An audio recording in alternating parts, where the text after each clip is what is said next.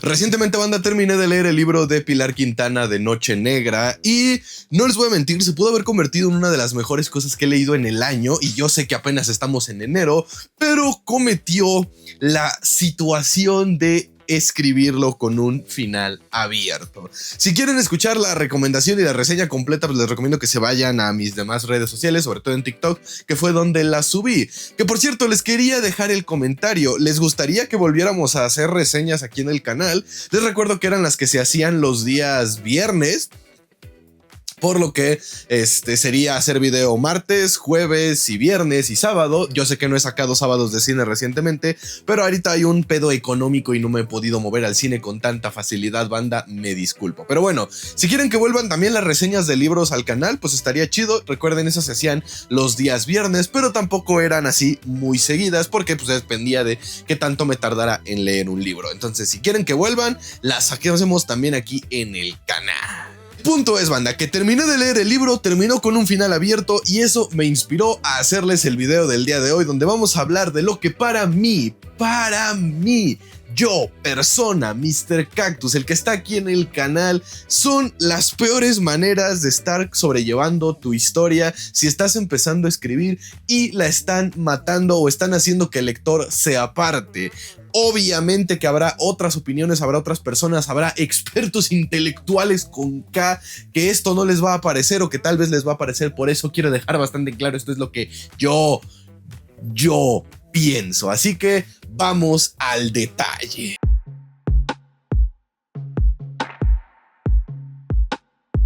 Y en primer lugar, banda, tengo que decirlo primero, obviamente que tener un final abierto. Y es que hay de finales abiertos a finales abiertos. Hay unos que están chidos porque dejan la duda, dejan esa sensación de, ok, yo puedo escoger si quiero el final feliz o me aferro a que las veces en la realidad los finales no son felices. Por ejemplo, para mí, un buen final abierto, aunque tal vez sea porque yo nunca lo consideré abierto como tal, es el final de la película de El Origen o Inception, para los que les gusta decir el título original del cine.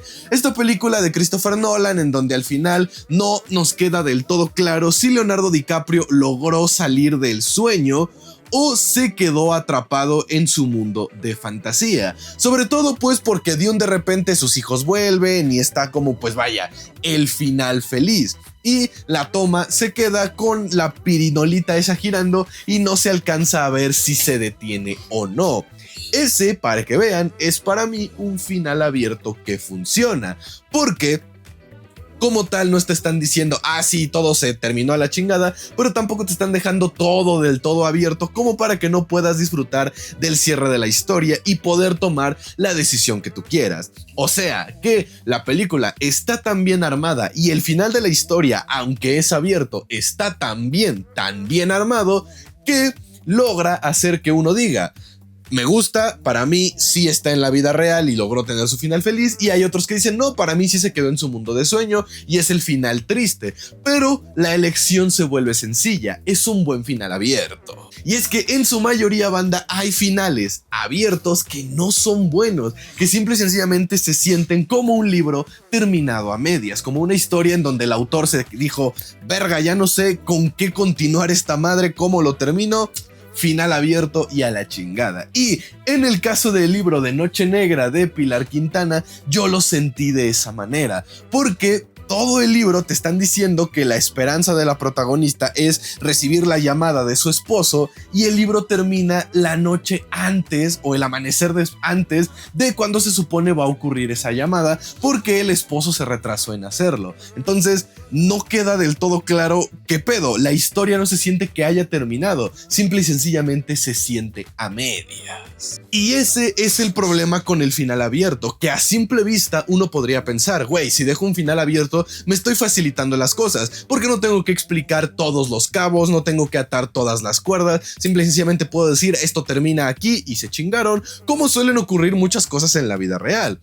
Sí, pero la verdad es que eso es una trampa, porque un final abierto, para que funcione, necesitas justamente amarrar todos los hilos de tu trama en una sola como puede decirlo, soga para que esa sea la que quede con el hilo abierto. Porque si en lugar de cerrar tu final con un final abierto, pero así que todas las historias concuerden, lo único que tienes es una historia que se siente incompleta. El segundo elemento que yo digo mata a tu historia totalmente es cuando tienes una historia que a fuerzas necesita dos perspectivas de tus protagonistas y solamente te concentras en uno. Por lo general, este tipo de fallos yo los he encontrado en los libros que son historias de romance, porque invariablemente, no importa cómo estés contando la historia, primera persona, tercera persona, pasado a futuro, futuro a presente, forma lineal o no, siempre el autor tiende a irse por un solo protagonista, a decir, ok, sí es una historia de romance y deberíamos de contar las dos perspectivas del romance en cuestión, pero terminan eligiendo a un protagonista. A veces funciona porque la historia se vuelve efectivamente más sobre ese protagonista escogido, pero a veces parece que solamente estamos viendo una sola perspectiva, y recuerden, banda, que en toda historia siempre existen dos versiones.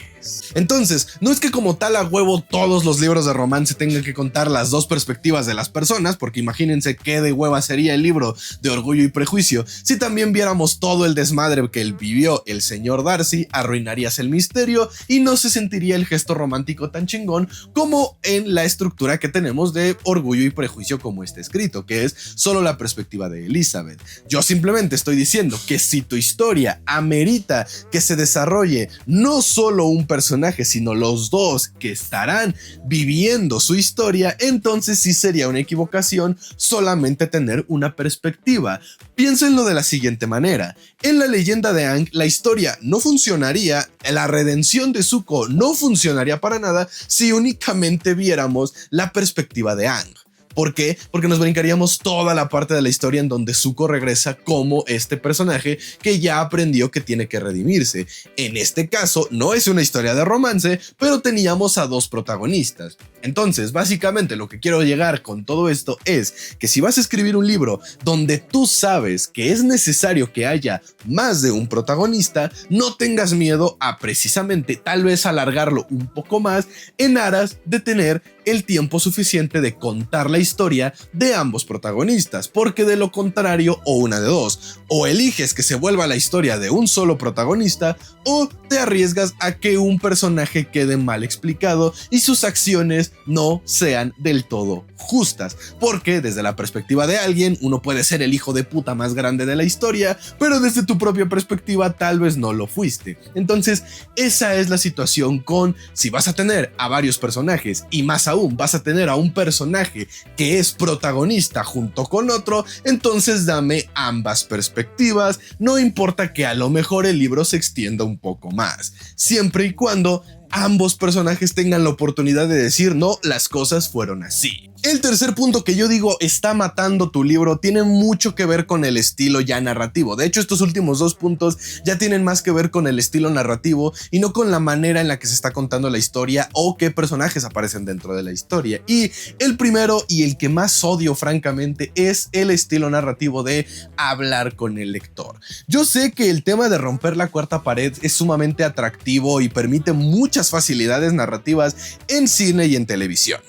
Pero creo que en literatura el romper el sello de la fantasía, el sello de la historia, el sello de esta intimidad que hay entre narrador y lector para hacer al lector más presente todavía de lo que ya está, literalmente al hablar directamente con él, considero que es un error que entorpece la narrativa, pausa la historia y sirve, o las pocas veces que yo lo he llegado a leer y ver, porque de nuevo lo detesto, únicamente está ahí para que el escritor o escritora justifique del pinche trabajo de mierda que está haciendo. Por lo general, y cuando digo por lo general me refiero a la experiencia que yo he tenido con libros de literatura como cuento, novela o obra de teatro, cuando el autor se detiene en la historia para hablar directamente con el lector, lo hace para justificar Una de tres cosas. La primera, que va a ser una pinche descripción totalmente redundante e innecesaria que para nada nos pinches importa con la historia,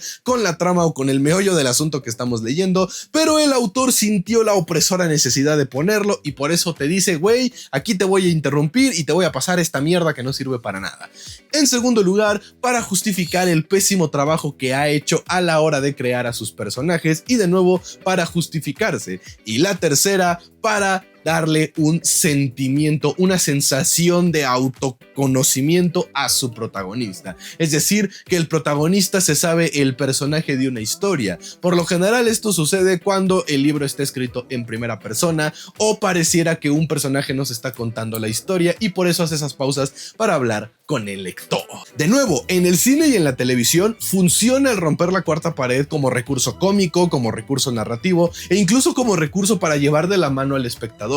Pero eso sucede, o al menos yo lo he aprendido, se hace para hacer el rato más ameno, para mantener la atención del espectador a los ciertos puntos importantes de la trama o para que las personas no se pierdan mientras están viendo la película o la serie en cuestión. En cambio, en la literatura, al ser una actividad que requiere más concentración que lo que requiere ver una película o ver una serie, es un poco para mí superfluo que me incluyas diálogos o que me incluyas fragmentos en donde estás hablando directamente conmigo cuando, cabrón, si estoy leyendo el libro es porque tienes toda mi puta atención en leer el libro. No es como, por ejemplo, y más actualmente cuando estás viendo una película y de pronto te pones en el teléfono y entonces el protagonista dice, y es en este momento en donde luchamos a muerte.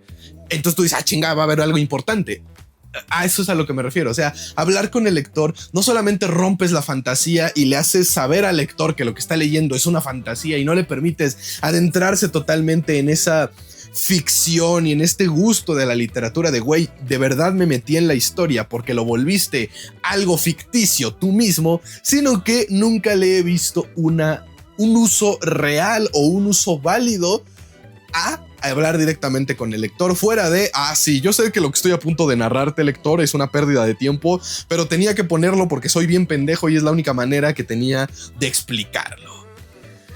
Chinga tu madre, Feria de las Vanidades. Y por último, el elemento final que yo digo, güey, estás matando a tu historia o por lo menos estás matando el interés que el lector, lectora estaba teniendo por tu libro, es en definitiva repetir a cada pinche rato el nombre de los protagonistas. Y esto entra en parte en un debate muy grande que ha existido actualmente en las redes sociales, que es que cómo se debería describir, si decir tanto el conjunto fijo, dijo cuando termina un diálogo entre personajes y si poner los nombres y no. Y el debate se vuelve interminable. Simple y sencillamente el problema con todo el tiempo estar nombrando a tus personajes es que haces una cacofonía constante. Una cacofonía, banda, son palabras que suenan igual o que directamente son la misma palabra, pero en distintas frases dentro de un solo párrafo. Por ejemplo, si yo pongo el protagonista avanzó y tomó el arma. Después giró a la derecha y tomó el pomo de la puerta para salir de la habitación. Al repetir dos veces el verbo tomar en esa misma conjugación, estoy creando una cacofonía que empieza a hacer que el texto se sienta como un poema mal escrito o como una canción de letra que en lugar de estar siendo cantada está siendo simplemente leída. Entonces, en ese diálogo, si yo le pongo Julián se acercó a la puerta, abrió el pomo y salió. Y después Julián caminó por el pasto, tomó el arma, saludó a su primo Enrique y ahora sí Julián fue hacia el monte para cazar conejos, en donde Julián encontró a la liebre sagrada. Ya repetir tanto pinche vez el término y la palabra Julián y el nombre Julián hace que el lector se sienta como de sí, güey, no soy pendejo, me estoy dando cuenta que es Julián el que está haciendo todo esto porque no hemos cambiado de perspectiva de personaje como en 30 páginas. Deja de decirme a cada pinche rato el nombre del protagonista. Personalmente yo me he topado con que ocurre esta situación de estar repitiendo constantemente el nombre de los personajes cuando estamos en dos de estas situaciones. La primera, la persona en cuestión está recientemente escribiendo, son sus primeros escritos, sus primeras novelas, entonces pues es completamente válido el cometer ciertos errores cuando vas empezando. todos los cometemos, nadie nace pinche sabiendo. Y la segunda, cuando una persona se está adecuando a un estilo y a una voz narrativa diferentes. Por lo general, cuando un autor o autora se acomodan con una voz narrativa, ya sea la primera, segunda o tercera persona, la empiezan a dominar, se les facilita y es cuando pueden tomarle y prestarle atención a todos esos detalles. A mí me gusta llamarlo la alegoría de la caja de cambios. Cuando estás manejando un carro, tu atención, si es un carro estándar, se tiene que multiplicar en volante, pedales, palanca. 3 cosas que tienes que prestarle atención. En cambio, cuando estás manejando un auto automático, tu atención solamente se tiene que ir a volante y pedales. La otra preocupación ya no está. Y si a eso le agregamos que el tráfico, o que si está lloviendo, o que si hay mucha gente, o que si hay un ruidero, pues son los puntos a donde se tiene que ir tu atención. Entonces, si yo ya soy un experto al volante y ya puedo manejar estándar, caja de cambios, caja al piso, caja al volante, caja de 3 pinches millas y esas madres raras que tienen los trailers que no sé cómo funcionan, pues evidentemente lo voy a dominar. Y si de pronto me pasan a un pinche carro inglés donde todo está para el otro lado, se me va a cuatrapear los cables y o voy a chocar o no voy a poder mover esa madre. Lo mismo pasa con la literatura y con la escritura. Si yo toda la vida me la he pasado escribiendo en primera persona y ya me la sé de todas, pues claro que le voy a poder prestar atención a esos pequeños errores, a las cacofonías, a las repeticiones, a el andar divagando, esto y aquello. ¿Por qué? Porque ya el escribir en primera persona me sale, entre comillas, de forma natural. Entonces, si salto de la primera persona a la tercera persona, pues entonces ahora es el proceso al revés. Vuelvo a ser como un aprendiz y me estoy preocupando tanto por no pasarme inconscientemente de la tercera a la primera persona que se me van a ir cacofonías, plausibilidades o en este caso el estar repitiendo a cada pinche rato el nombre del personaje que está haciendo la acción.